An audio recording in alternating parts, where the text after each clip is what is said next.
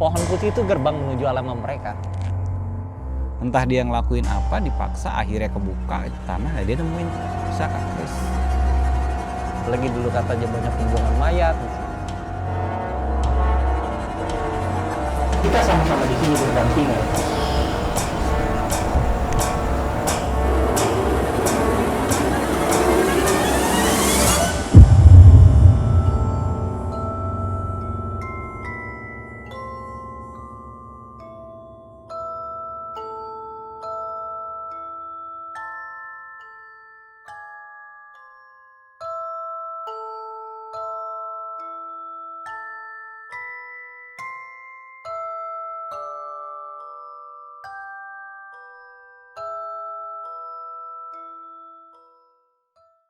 Selamat malam teman-teman, baik lagi di Lentera Malam bareng gue Adit. Sekarang kita lagi ada di segmen telusur nih.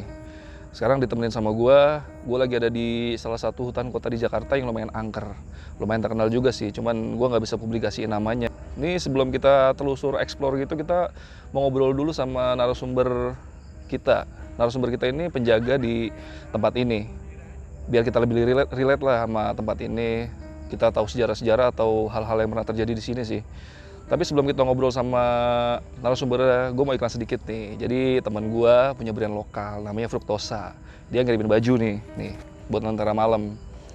Nanti IG-nya gue tampilin di sini nih IG-nya. Jadi kalian kalau suka-suka brand lokal, main-main aja ke IG-nya. Siapa tahu ada yang cocok barang-barangnya, bisa dibeli di situ langsung. Kontak aja langsung sama adminnya, oke ya? Yaudah sebelum kita lanjut ekspor, biar nggak kebanyakan bacot, kita langsung aja ke ngobrol-ngobrol sama narasumbernya deh. Oke, sip. Thank you. Assalamualaikum warahmatullahi wabarakatuh. Waalaikumsalam warahmatullahi wabarakatuh. Gue Iqbal. Gue Saiful. Kita sebagai yang jaga wilayah sini, kalau dibilang wilayah aset sih lah ya. Simpelnya seperti itu. Background tempat ini sih sebenarnya paru-paru kota ya. Terus suatu saat sih bakal jadi destinasi wisata. Masih dalam tahap pembangunan saat ini gitu. Pengalaman mistis ada beberapa sih kejadian mitos yang dulu beberapa kali kan di genangan air, entah bener apa enggak karena masih mitos, buaya putih, ular. Tapi kalau pengalaman pribadi ya beberapa kali ada penampakan. Karena yang namanya hutan, tempat lembab, tempatnya mereka gitu. Macam-macam sih sebetulnya sih. Kayak ada bau nggak enak gitu kan. Kalau masalah bayangan atau apa nggak usah bicara lah. Mungkin orang pernah ngeliat bayangan atau gimana gitu. Yang nyata banget itu bau. Kadang bau bangkai, kadang bau kayak kencing kuda gitu. Kalau dibilang sejarah, ya itu masih 50-50 ya. Karena kan penglihatan itu kan, kalau dibilang penglihatan itu harus cari bukti. Nah ini yang dilihat ini kasat mata gitu. Kita nggak bisa bilang bau bangkai itu bau dari buangan apa atau apapun. Karena mereka pun punya wangi yang berbeda-beda gitu. Kalau bau bangkai ini ya entah makhluk apa yang ada gitu di depan. Cuma itu ada yang ditanam lah sama orang di sini. Kalau bilang katanya lagi dia, saya nggak bicara fakta gitu kan, karena saya juga udah kami juga nggak mau cari kebenarannya karena memang bukan dari tupoksi kami juga gitu. Yang ditanam itu kayak misalkan dulu di sini kan fasilitas di sini nih nggak seperti yang kelihatan sekarang, lebih kumuh bisa dibilang lah, lebih kumuh, lebih gelap. Bahkan di belakang ada danau itu tadinya nggak gede, kecil. Orang itu lalu-lalang nggak ada penjagaan sama sekali. Nah yang ditanam itu di Jakarta sini ada aja lah yang nggak pengen sesuatu ada di badan dia. Itu yang dikeluarin dibuang. Ya kita bisa ini sendiri, saya nggak perlu jelasin lebih lanjut lah ya. Ada juga, ini nyata cuman nggak bisa saya tunjukin sih ya. Ada salah satu rekan kami di sini lagi kerja, nah dia nemuin pusaka tuh. Pernah juga kayak gitu, ngalamin hal mistiknya, hal bukan mistis ya, aneh sih ya. Jadi dia lagi bersihin, tiba-tiba satu bidang tanah itu nggak bisa dicangkul, yang lain bisa, bagian itu enggak. Entah dia ngelakuin apa, dipaksa akhirnya kebuka itu tanah, dia nemuin tuh, bisa Kak Kris. Seginilah. Kalau hal seperti itu tuh kan gaib, percaya nggak percaya, atau buat orang yang bisa ngelihat, bisa ngerasain, mungkin dia tahu ini ada apanya. Cuma kalau saya pribadi, saya nggak mau cari tahu itu gitu. Sekali lagi karena memang bukan tupoksinya itu gitu kan. Tapi memang fakta, barangnya masih disimpan, iya. Kalau minta ditunjukin ya nanti mungkin kami ngobrol dulu sama rekan itu ya. Kalau emang dia mau nunjukin mungkin bisa. Kalau enggak ya kami nggak bisa maksa. Mungkin penampakan seperti ya udah biasa yang orang-orang lihat. Kayak ya saya nggak bisa bilang sebutin ini, cuma mereka bentuk kayak permen sugus, atas dikunci, bawah dikunci, perempuan, anak kecil, nenek-nenek, atau berbentuk binatang pun kita pernah dijegat. Nah kalau emang binatang buas pun ketemu manusia biasanya akan kabur, tapi ini mereka jegat gitu. Nunggu. Yang jelas bukan nunggu untuk difoto, bukan.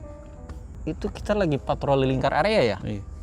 Lagi patroli, ngontrol hutan, tiba-tiba mau keluar, mereka cegat. Biasanya sih kalau yang begitu ngasih pertanda. Entah pertanda apa kan kita nggak tahu. Karena kan nggak bisa komunikasi dengan mereka. Gitu. Tapi Kalau bentuknya, wujudnya. kalau wujudnya ular. Ya ular. Tapi untuk komunikasi ya bukan kayak kita keamanan begini, ya nggak bisa lah untuk komunikasi dengan mereka. Tapi ya di sini ada beberapa spot tempat mistik yang biasa orang sini temuin. Sebelah sana kayak ada pohon putih tinggi besar. Itu cuma satu-satunya pohon putih besar di sini, cuma satu-satunya. Itu kita juga kurang paham jenis pohonnya apa. Terus jalan sedikit ke sana itu ada spot Kamboja. Banyak tanaman Kamboja di sana, ada beberapa tanaman Kamboja. Geser sedikit lagi ada 3 pohon kapuk, 4 atau 3 gitu. 3. Nah, di situ lebih santer dan sampai ke ujung itu mitosnya bekas ada kuburan. Cuma kita nggak tahu kuburannya kuburan apa. Tapi ya lumayan bikin bulu kuduk merinding. Ya kalau bicara masalah komunikasi sama makhluk yang bukan manusia gitu kan, kata orang nih, kalau kita sampai ngelihat kayak gituan gitu, jin gitu, setan atau apalah gitu, itu artinya dia lagi sial. Ada iyanya kalau menurut saya pribadi, jangan percayalah. Itu bukan dia lagi sial, itu dia lagi pengen bikin kita sial.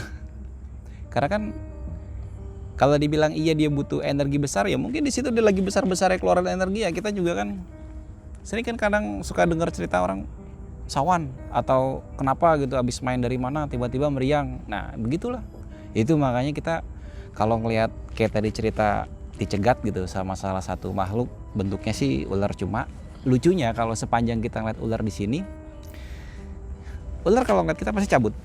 Ini enggak, begitu kita naik motor berdua kan, dia langsung hadang, blek, dia berhenti.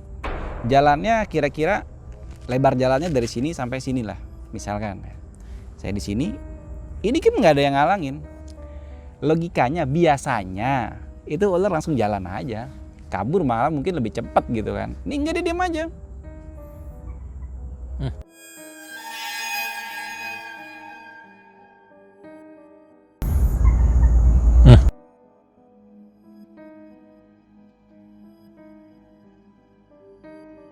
Lebih dari 2 menit lah dia diem.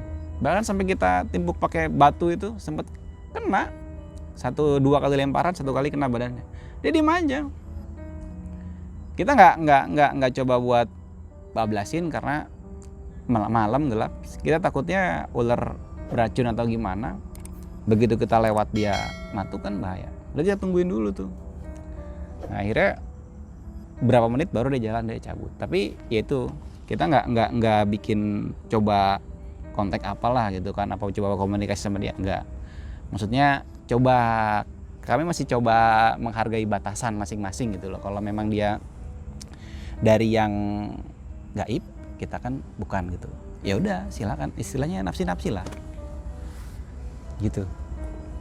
Ya, ini mitos lagi ya. Mitos ya kata orang. Pohon putih itu gerbang menuju alam mereka. Kita nggak tahu, di sana banyak. Bahkan kita nggak bisa prediksi. Mungkin di alam kita terlihat hanya satu batang pohon. Tapi di alam mereka kan, mereka punya alam sendiri. Bahkan bisa satu negara atau satu kota atau satu rumah. Satu istana. Ya, mitosnya orang itu gerbang utama. Tapi di sana lebih banyak, ya penampakannya itu hanya bayangan atau orang tinggi besar pakai jubah merah. Kita nggak tahu mereka laki-laki atau perempuan karena kan tanpa kasat mata itu mereka menampaki. Mereka cuma mau nunjukin bahwa mereka itu ada di sini berdampingan dengan kita. Kayak di spot Kamboja lebih banyak anak kecil atau ular. Tapi itu yang kasat mata kita lihat, hanya sepenglihatan kita. Kan belum tentu di alam mereka itu mereka seperti apa. Terus kayak geser lagi ke sana menuju kayak yang dibilang kuburan, itu orang tinggi besar pakai jubah. Tapi kan ya kita nggak pernah bisa lihat jelasnya mereka, tapi mereka bisa ngelihat jelasnya kita karena mereka berbeda alam. Bahkan tubuh mereka pun berbeda ciptaannya dengan kita kan. Iya. Emang ada kesaksian juga kalau di pohon putih itu ada sosok perempuan, dia bawa anak kecil. Ada juga kesaksian. Yang penjaga sini sebelumnya itu kan sempat ngobrol juga. Emang selama ini kita juga nggak pernah sampai ngelakuin apapun yang kira-kira musik gitu. Ya normal-normal aja gitu kita pantau ya. Mitosnya itu di danau ini pun ada satu kerajaan besar yang pernah melihat. Ada dulu ibu-ibu yang cerita dia lihat ratu keluar katanya dengan kereta kencananya, kudanya. Cuma kan karena saya belum pernah lihat dengan mata sendiri ya, mungkin itu hanya mitos atau bayangannya mereka. Tapi bisa jadi benar atau tidak, karena mereka sama kita kan hidupnya berdampingan juga. Alam mereka, alam kita, alam kita. Tapi kalau mau dites, ya bisa nanti lihat sendiri. Ya siapa tahu Hoki dikasih mustika. Ya kan, entah keris atau batu. Siapa tahu koin emas peninggalan zaman Soeharto. Kan kita nggak tahu, namanya dulu di sini bekas pembuangan, orang nggak ada, sepi. Apalagi dulu katanya banyak pembuangan mayat di sini. Dulu era tahun 90, 2000 lah, sebelum kita masuk sini. Sebelum dikelola sama kehutanan. Kalau dibilang 2000 enggak, mungkin tahun 80 atau 70-an mungkin. Ya rata lah semua arah sini memang bekas buang mayat semua. Lagi kan zaman-zaman itu zaman kerusuhan. Iya. Itulah yang dibilang mitos kuburan yang besar. Itu namanya ada pohon randu. Satu pohon randu besar yang tadi situ suka kecium bau anyir, busuk, bau menyan atau bau minyak bisik. Karena mitosnya kuburan Syekh, Habib atau siapapun, kita kan nggak tahu. Karena mitos, nggak tahu kebenarannya. Itu menurut cerita orang-orang sekitar sini yang dulunya tinggal di sini gitu. Dipercaya atau enggak, kita pakai mesin pun kadang suka mati di dalam situ. Tapi ditarik keluar mesinnya hidup. Mungkin mereka yang nggak mau diganggu atau gimana pun, kita kan nggak tahu juga kan. Namanya kita nggak bisa lihat mereka. Saya masih ingat sih satu waktu itu yang ditunjukin sama adiknya teman juga sih. Tapi katanya sih bukan cuma satu itu, ada beberapa katanya di sana. Tapi paling nggak satu itu ya. Kalau titik pastinya mungkin saya nggak tahu ya, tapi radius lah saya mungkin bisa unjukin gitu. Ada yang sempat meditasi di sini. Ya mungkin dia ingin menyatu dengan alam ya. Entah maksud dan tujuannya apa mereka meditasi di sini gitu. Tapi ada, dia udah jarang kesini ya. Dulu sering kesini dia duduk. Mereka duduk di sini meditasi. Cuma kan ini tempat mereka yang gaib, tempat sunyi kayak gini, manusia datang pun pasti mereka kan akan terasa terusik, apalagi dengan meditasi yang seperti itu. Tapi kalau untuk coba narik, coba boleh. Tapi kalau bilang mustika banyak, ya banyak di sini. Karena banyak orang yang suka buang benda-benda. Ya gitulah. Kita baru mau bikin channel YouTube ya? Belum. Cuma lagi ngumpul-ngumpulin aja. Nanti kalau udah ada, bisa lah kita berbagi. Ada hobi apa nih? Nanti pengennya rencana channelnya mau dibikin channel apa nih? Kita sih mau bikin channel satu tentang penanaman, perawatan pohon, sama hiking. Hiking ke gunung-gunung. Oh ya, hiking ke gunung-gunung yang lumayan sedikit angker juga. Boleh lah, nanti kalau channelnya udah jadi kita update di bawah ya, di deskripsi ya. Boleh, Nanti teman-teman tinggal mampir-mampir aja ke situ. saling membantu aja. Oke, tadi Bang Ipul sama Bang Iqbal udah cerita sedikit tentang sejarah tempat ini dan gambaran lah tentang tempat ini. Yaudah biar kita nggak usah kebanyakan bacot, langsung aja lah kita eksplor ya. Nanti eksplornya ditemenin sama Septi sama Jamal. Gue nggak ikutan, gue mau ngopi dulu soalnya. Yaudah ya, lanjut.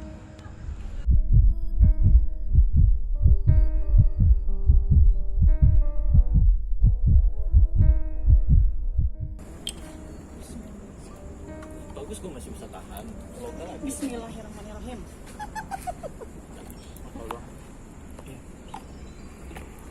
lu masih mau lanjut? Stop.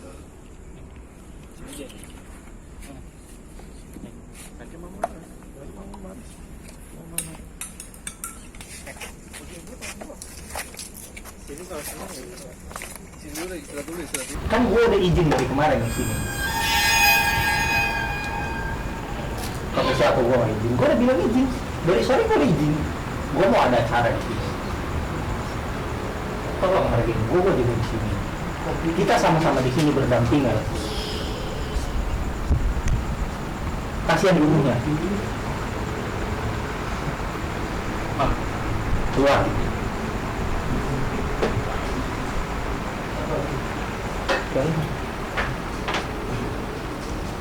Air putih aja ya. Mau nggak mau bikin kopi. Sayang kopi gue.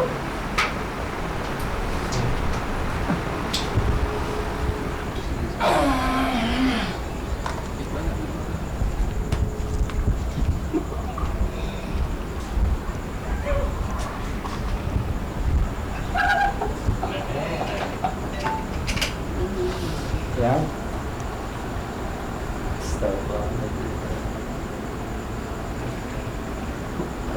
Jangan dikasih kopi. Jangan. Bokap gak? Bokap gue lagi ada di sana. Bokap gue lagi nggak di rumah.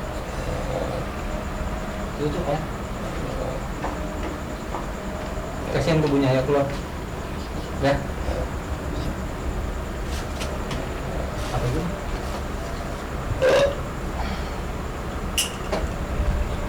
Kan gue udah izin sama lu tadi. Lu terus sih. Ini nggak mau. Gue udah izin kan sore. Gue mau ada acara di sini. Emang lu gak dengar? Sekarang maunya gimana? Udah sering lihat gue kan di sini.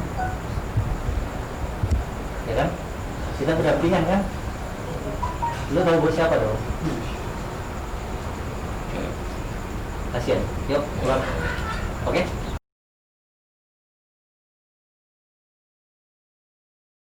Yuk, keluar. Oke?